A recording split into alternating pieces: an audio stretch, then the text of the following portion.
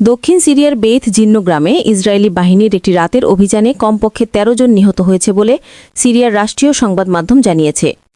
শুক্রবার ভোরে চালানো এই হামলার ঘটনাকে সিরিয়া অপরাধমূলক হামলা বলে আখ্যায়িত করেছে। ইসরায়েলি সেনাবাহিনী জানায়, তাদের বাহিনী এলাকায় একটি সন্ত্রাসবিরোধী অভিযান পরিচালনা করছিল। অভিযানের সময় সশস্ত্র মিলিট্যান্টরা ইসরায়েলি বাহিনীকে লক্ষ্য করে গুলি চালালে উভয় পক্ষের মধ্যে তীব্র সংঘর্ষ হয়।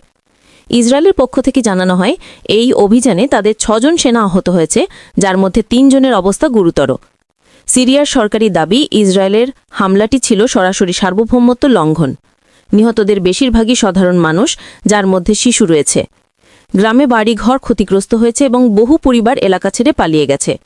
ইসরায়েলের বক্তব্য, গ্রামটিতে অবস্থানরত সশস্ত্র গোষ্ঠী ভবিষ্যৎ হামলার পরিকল্পনা করছিল। তাদের আটক ও তৎপরতা ভাঙতেই অভিযান পরিচালনা করা হয়। সংঘর্ষের সময় সেনারা টার্গেটেড অপারেশন চালায়। এ হামলার পর বেশ কয়েকটি আরব দেশ ইসরায়েলের বিরুদ্ধে তীব্র নিন্দা জানিয়েছে। তারা বলছে, এ ধরনের হামলা মধ্যপ্রাচ্যে উত্তেজনা আরও বৃদ্ধি করবে এবং সাধারণ মানুষের জীবনে দুর্ভোগ বাড়াবে।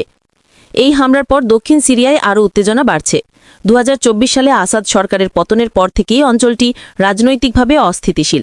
ইসরায়েল সিরিয়া সীমান্ত এলাকায় কয়েক মাস ধরে টানা সংঘর্ষ চলছে, যার ফলে সাধারণ মানুষের দুর্ভোগ ক্রমশ বাড়ছে।